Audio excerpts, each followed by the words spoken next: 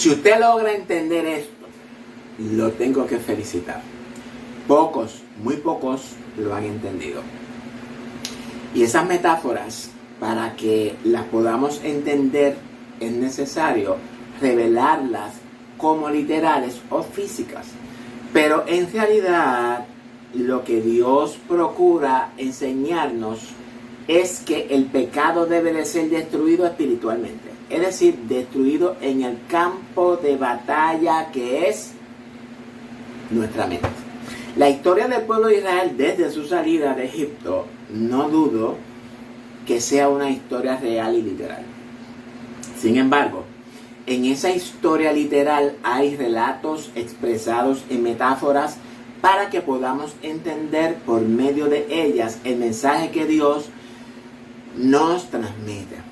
Un buen ejemplo pequeño es la señal del pacto de Dios con Abraham.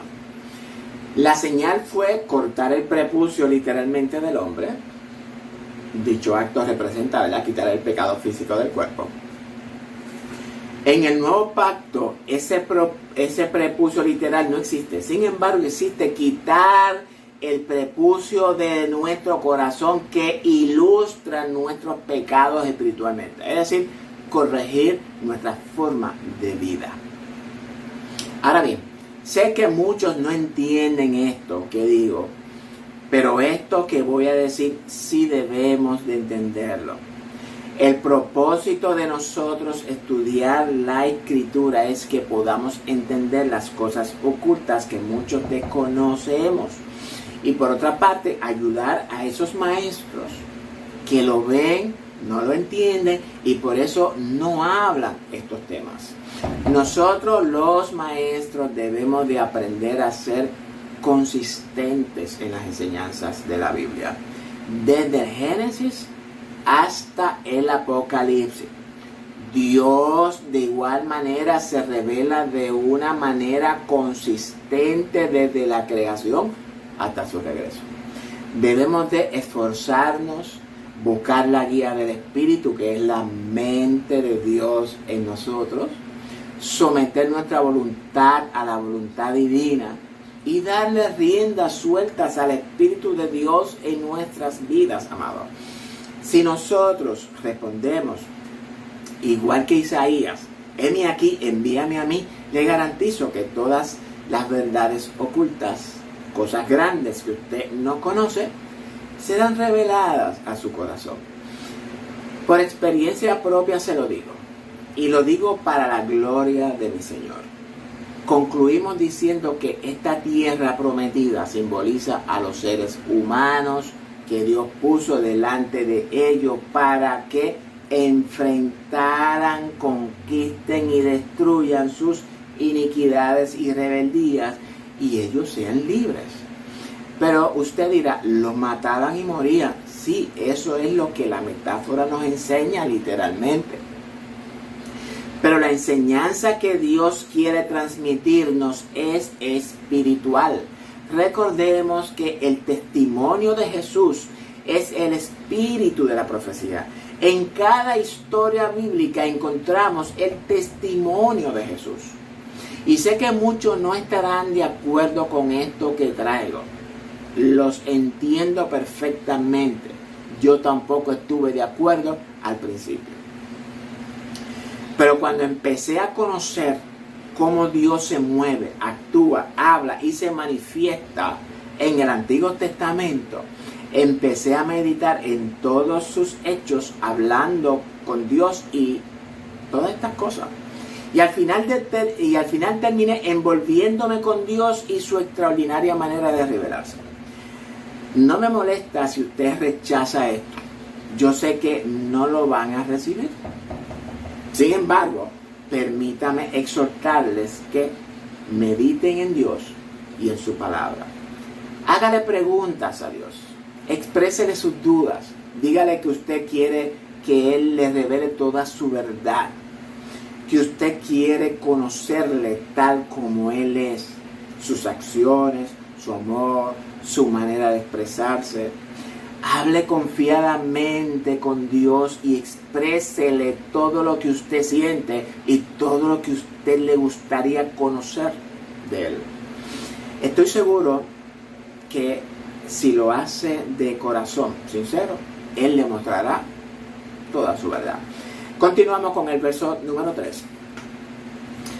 Yo os he entregado, como lo había dicho a Moisés, todo lugar que pisare la planta de vuestros pies.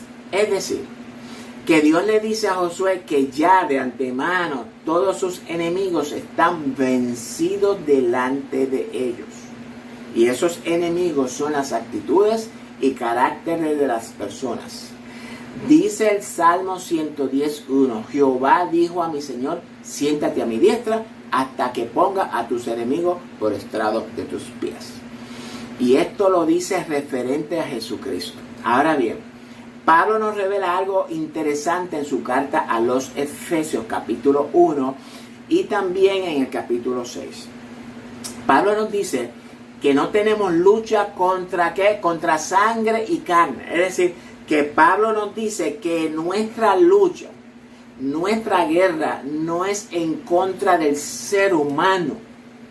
Pablo nos dice que nuestra lucha es contra los demonios. Y esos demonios actúan en la mente del ser humano. Estamos hablando del carácter de los hombres, como él mismo, Pablo, nos revela en Romanos 1, desde el verso 18 hasta el verso 32. Todo eso que Pablo menciona en Romanos 1 es referente al carácter de los seres humanos. También en 2 de Timoteo capítulo 3, Pablo nos detalla el carácter de los hombres en los postreros días. Amados, no se trata del ser humano, se trata del carácter del ser humano. Mi carácter antes de reconciliarme con Dios era un carácter rebelde, un carácter contra los mandamientos de Dios. Luego que me reconcilié con Dios, ahora mi carácter es otro. Mi carácter está siendo moldeado conforme a la verdad divina. Escudriñemos las Escrituras para que podamos conocer el carácter perfecto y santo de nuestro Dios y Salvador Jesucristo. Y para que el nombre de Jesús sea glorificado en usted, su carácter debe ser hecho a la imagen de Jesucristo. Y ahora vamos a leer Efesios 1 del 17 al 23. Para que el Dios de nuestro Señor Jesucristo, el Padre de gloria, os dé espíritu de sabiduría y de revelación en el conocimiento de Él, alumbrando los ojos de vuestro entendimiento, para que sepáis cuál es la esperanza a que Él os ha llamado y cuál es la riqueza de la gloria de su herencia en los santos, y cuál la superminente grandeza de su poder para con nosotros los que creemos, según la operación del poder de su fuerza, la cual operó en Cristo, resucitándolo de los muertos y sentándole a la diestra en los lugares celestiales, y sobre todo principado y autoridad y poder y señorío, demonios, es decir, la maldad en el corazón del hombre, y sobre todo nombre, y nombre significa el carácter de las personas, sobre todo nombre que se nombra no solo en este siglo, sino también en el venidero. Y quiero poner el énfasis en los versos siguientes, 22. Y sometió todas las cosas bajo sus pies. ¿Qué cosa sometió bajo sus pies? El carácter malvado que domina al ser humano. Y lo dio por cabeza sobre todas las cosas a la iglesia. ¿Cuál cabeza? Cristo es la cabeza, la mente de Dios. El carácter de Dios fue dado a la iglesia por cabeza, la cual es su cuerpo, la plenitud de aquel que todo lo llena en todo, amados.